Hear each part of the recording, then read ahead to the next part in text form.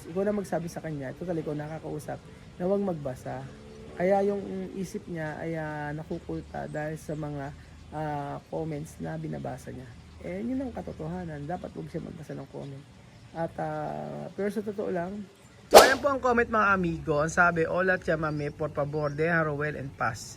Yate ayudando sabi ngayon, hola chamame, sabi nga nitong si DT Montero 6624. Hola chamame, por favor, deja Rowel en paz. Sabi, hello chamame, pabayaan mo na si Rowel, sabi niya. Yate ha ayudado demasiado, marami na naitulong sa'yo. Es hora de que ayude otra persona. Ngayon may tinutulungan na siya ng ibang tao. Tuviste la oportunidad de una vida plena para ti y tu 12 hijos.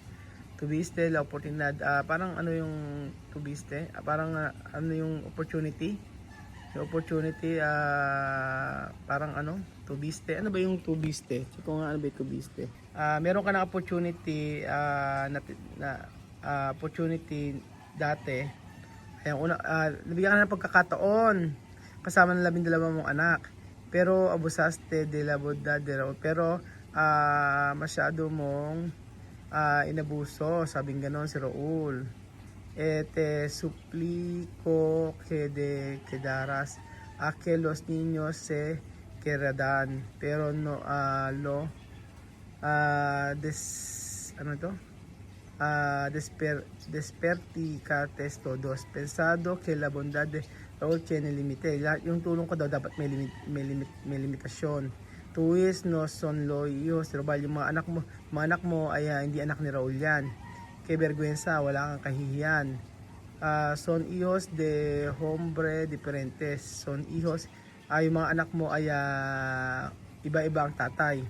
Parang awa mo na, por favor, telen poco de desensya. Ang desensya? Ano ba yung desensya sa, tingnan natin, ano yung desensya? Check natin kung ano yung desensya. Kaya, hayaan mo si Raul. At wag mong gamitin ang mga anak mo para traerlo de vuelta a tu vida, para makabalik. Él es feliz con su esposa y siya ay masaya kasama ang kanyang asawa at anak. Es turno de pamilya de Joanna de recibir ayuda, at mga anak ni Joanna ang natulong.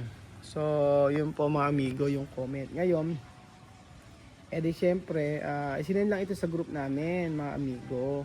Tapos, actually, kaya ko lang ito nalaman, ay pinorward ito ni Chamame doon kay Ate Lulu. Tapos Ate Lulu sinend niya sa akin to.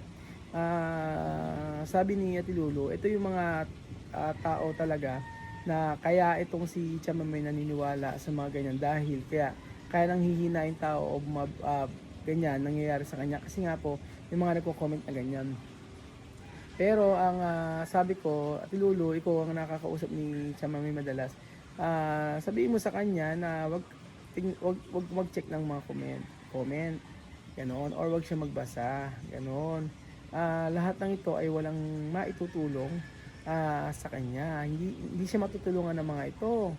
Sabi kong ganoon. Pero sobrang sama siguro ng loob ni TM dahil nabasa niya. Chamame yung ganito. Kaya sabing ganun tuloy ni nagalit tuloy yung ibang mga nagko-comment dito. So para sa akin kasi mga amigo, hindi naman na dapat i-comment ito. Yung tao nga, 'di ba? Umuwi na ron di ba? Umuwi na eh. So wala na tayong magagawa doon. Tapos na eh. Kumbaga nagawa ko na may part ko. Ganun po, pero dapat hindi na rin magsalita ng ganoong masasakit na salita sa mga tao na nakapaligid sa atin or yung mga nangyayari. Especially dapat yung mga ganito, for example, kaya gaya may nag-comment dito, ang sabi sa comment ay ito. Napakakapal na mukha mo magsabi ng ganyan kay TM. Sino ka para mag-decide para kay Rowel? Kayo mga, ay nako, naglaso sa utak ni para umalis. Ay nako, wag na, ayun, basta ganon. Yun kasi talagang totoo, maraming naglason sa utak ni ano, ni Chamame.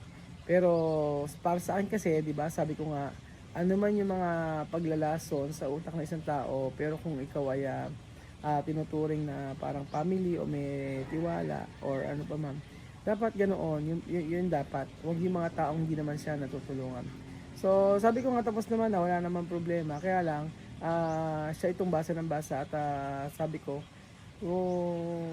kung talagang magkakagano'n siya, talagang masasaktan siya na masasaktan kapagka ang ginawa niya, mag-ano, magbasa na magbasa. Pinaka the best, wag siya magbasa. Pero yun nga, hindi naman ano, hindi naman kasi, nanghihingi. Oo, hindi naman nanghihingi itong si ano, Chamame. Sabi niya, hindi siya nag-aano, hindi siya nag-aas ng something. At sa katotohanan po mga amigo, ang tagal ko na po hindi nagpapadala sa kanila. Matagal na po mga amigo at siya ay nabubuhay sa pagtatinda ng yuka, pamamasukan at yun yung kanyang trabaho mga amigo. Yun yung kanyang ginagawa. So sabi ko, kaya naman yung buhay ng mga anak niya kasi masipag siya. Walang duda doon. So if ever may ibigay man sa kanya, sabi ko nga ay para sa mga bata na lang. Ganun po mga amigo. Kaya po, like kong inuulit sa inyo na hindi naman kasalanan ng mga bata ang nangyari sa amin. Ganun po. Hindi kasalanan ng mga bata yun. Kaya po, maraming nagagalit. Nagagalit. Pero sabi nga niya, ay ipapasa Diyos na lang doon. So, para sa akin, ang dapat niyang gawin ay matuto siya. Matuto siya sa lahat ng mga nangyari. Ganun, di ba? Pero sa ano lang, sa katotohanan lang mga amigo, nung ano, nang nakauwi na sila doon, mahirap tanggapin para sa akin, pero later on, habang tumatagal, parang sabi ko, okay naman, sabi ko, parang baka, baka nangyari ito, para naman ang Lord ay paisip sa amin ng Lord, na ang bawat isa ay may pagkakamali o ang bawat isa ay may mga kasalanan. Ganun po mga amigo. Kasi sobrang sobrang kumbaga parang below the belt yung kasi yung mga comments sa kanya. Kagaya nito, sabi niya, utos ng ina yan, Ruel, unahin mo ang totoong pamilya mo. Inuuna ko ang family ko, mga amigo. Kaya lang, ang point ko lang dito is hindi na natin kailangan magsalita ng masasakit. Dahil yung tao ay nakauwi naman na, ganoon. Kami nga ako napatawad ko na, nagpatawad ako. At kung ano man yung iniingi niya na ng tawad sa akin, lahat-lahat. Nagsorry na siya na sorry, nagkamali ako nung umuwi kami, hindi ako nakinig sa'yo, ganyan. Sino ba naman ako para hindi magpatawad, di ba? Yung sinabi lang niya na gano'n na sorry, at ano pang magagawa ko, tapos na nangyari na, umuwi na kami. 'Di ba? Hindi ako nakinig sa iyo or mga ganoon. Is enough. Enough na 'yon para makapagpatawad ang bawat isa. Ganoon naman 'yun.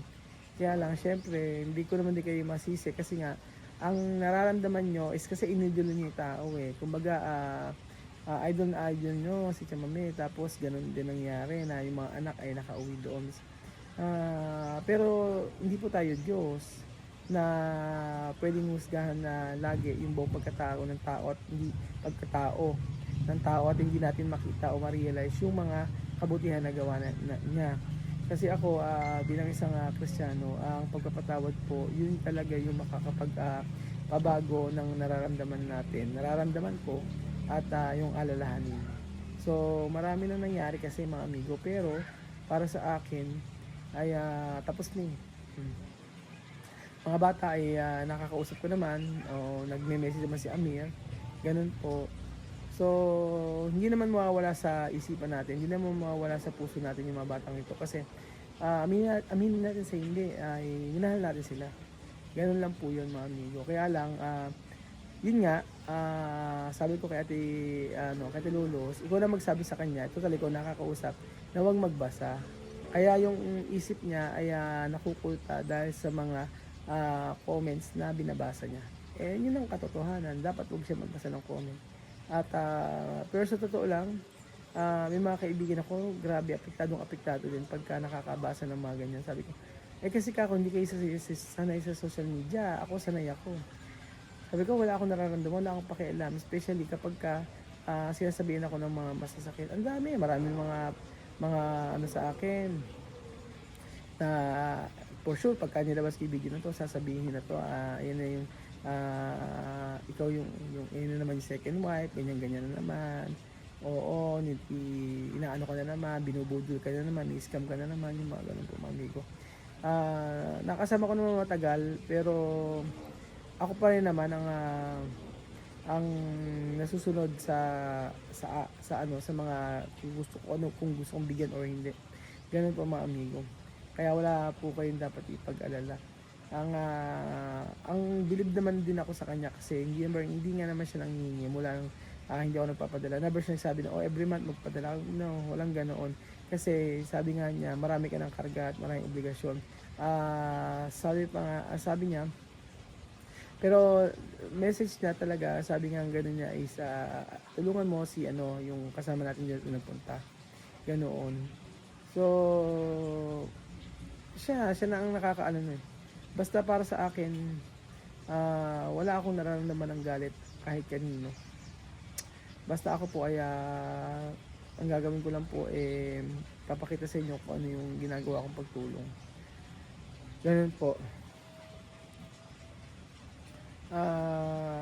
Tapos sabi, tapang hika ng hiya, ginagamit ng mga bata, feeling second family, baka naman ako tusan ng nanay, alam kasi yung bata na kahinaan ni Ruel. Siyempre nakita dyan sa Japan, inggit yun. Ganon.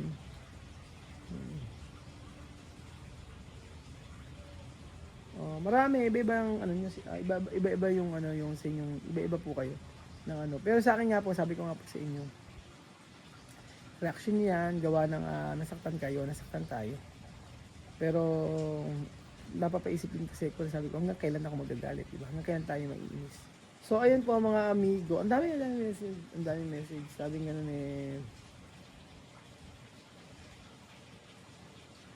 oo, nakita sa Disneyland tunay na pamilya, umiiyak. Nakita daw sa Disneyland yung tunay na pamilya at umiiyak daw. Ayun, attention seeker daw, ganun. Ay nako mga amigo.